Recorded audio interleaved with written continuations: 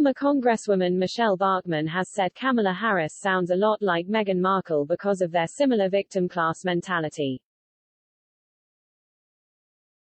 Fox News host Jesse Watters asked Bachmann about Harris' alleged whining after it was revealed that she felt sidelined by the Biden administration, who are exasperated by Harris' dysfunction and lack of focus, amid reports that Biden and his VP's relationship had soured.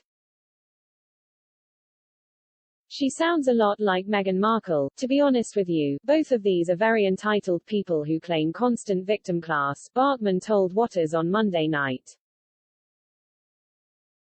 Markle has been accused of playing the victim and seeking sympathy from the public after her bombshell revelations about the royal family. Watters added that the vice president was incredibly privileged yet wouldn't stop complaining. Someone with her own jet, an adoring press, for the most part, shushes in the Situation Room. Shusha's got a staff, Shusha's got whatever she wants, and Shusha's whining. Michele, Shusha's whining. Mike Pence didn't even complain after January 6. Do you remember any vice president complaining so much? Watters asked in the news segment. Not really. The fact is normal people are fed up with this, seriously fed up with this, Bachmann told Watters. Bachmann went on to criticize the Biden-Harris administration, and cited gas prices and people being thrown out of work as the reasons for their low approval rates of 41% and 28%, respectively. The former Minnesota representative also touched on the dire situation of the Democratic Party, as the current administration faces relentless criticism and Biden is said to have given up on Harris. Privately, Harris aides complain that she has been set up to fail, and handed a portfolio that is not commensurate with her historic status as the first woman, and the first woman of color, to hold the vice president's office, according to CNN. When the President of the United States has approval ratings at 37% and 38% and they're dropping by the day, and Kamala Harris is down at 28%, Bachmann continued telling Watters. That means they're losing their own party. As a matter of fact, it's the party that is kicking at these two. Watters criticized reports that Harris was complaining that her political portfolio isn't robust enough, while Americans are getting slaughtered with inflation after the Labor Department reported a 6.2% increase in the cost of living. What am I missing here? It seems like it's all drama with Kamala. Did you expect this? Asked Watters. Absolutely, I expected it, Bachmann replied. Remember, when she was a senator, she had no following. When she was running for the President of the United States, she had no base. Bachmann continued, so now in office when literally everything they touch turns to dust, these two don't have a following because our lives are getting miserable really fast. So we don't have a lot of sympathy for these two because they aren't delivering. Biden is old, unpopular and probably won't run for re-election, said Watters. And Kamala Harris is unlikable and I don't even think that the Democratic base likes Mayor Pete, so they have no bench. Thus, the infighting, Bachmann concluded. Harris and her top aides, White House insiders told CNN, are frustrated with Biden for handing her no-win issues like the border crisis. They also claim that the president defended white man Pete Buttigieg, the transportation secretary, more vigorously than her. On Monday, Harris lavished praise on President Joe Biden, thanking him for the work he did to secure a $1 trillion infrastructure bill, amid reports that their relationship had soured. They walked out onto the South Lawn together in a show of unity before hugging in front of about 800 guests. Officials tried to shrug off the claims during the day, and Harris offered her boss the thanks of a grateful nation. From the very start, you welcomed Democrats, Independents, and Republicans to meet with us in the Oval Office.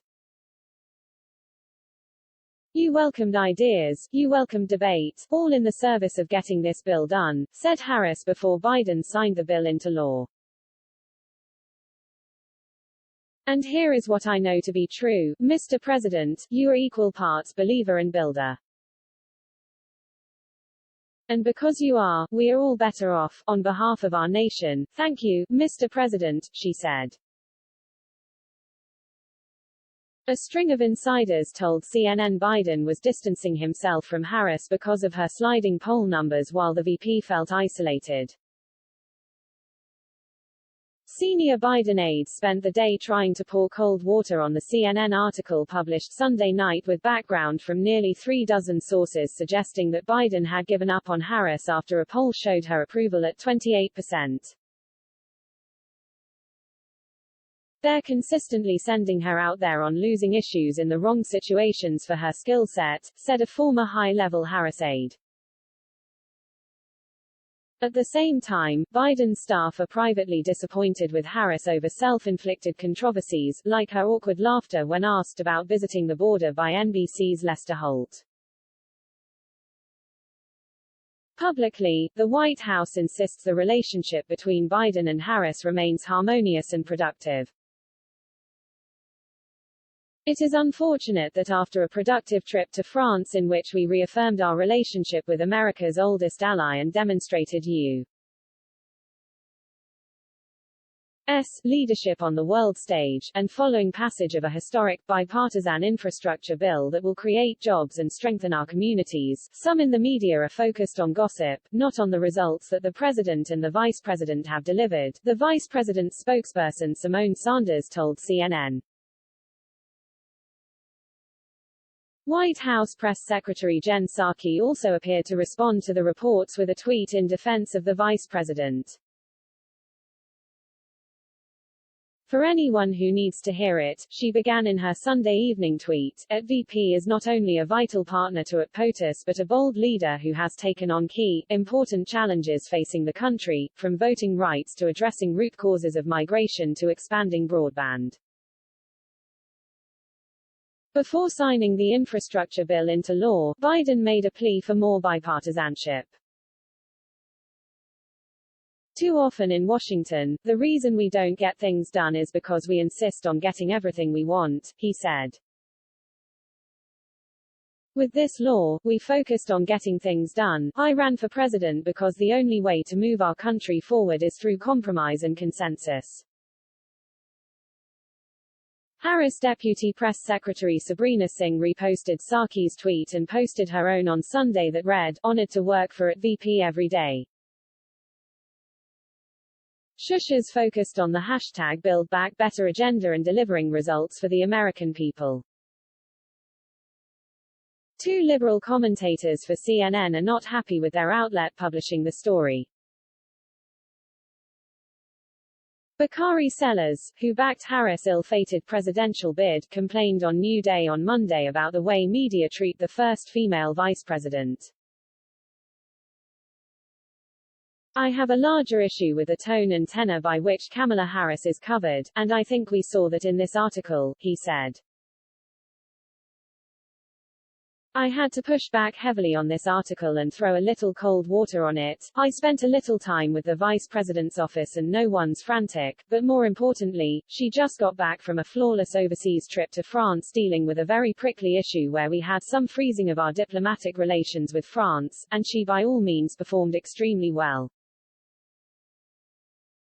CNN legal and national security analyst Carrie Cordero quoted the article's headline inside the frustrating and dysfunctional start to Kamala Harris' vice presidency and tweeted to show she was unhappy with the piece. Alternatively, accomplished, brave history changing at VP doesn't conform to mythical expectations of a pandemic-era, post-insurrection vice presidency. White House Chief of Staff Ron Klain tweeted, "Think about how many speeches, from how many officials, you've heard about how we are falling behind China on growth, investment, etc. Thanks to the infrastructure bill, next year will be the first time in 20 years where the U.S. invests more than China on infrastructure." He also retweeted a GIF showing Biden saying, "America is back." Harris' approval rating has plunged even further than Biden's in recent months, with rumors swirling that the president is considering appointing her to the Supreme Court as a backdoor method of selecting a new VP. At the same time, Biden's staff are privately disappointed with Harris over self-inflicted controversies, like her awkward laughter when asked about visiting the border by NBC's Lester Holt. Publicly, the White House insists the relationship between Biden and Harris remains harmonious and productive. But privately, according to these reports, they blame her failure on the border crisis for sliding poll numbers.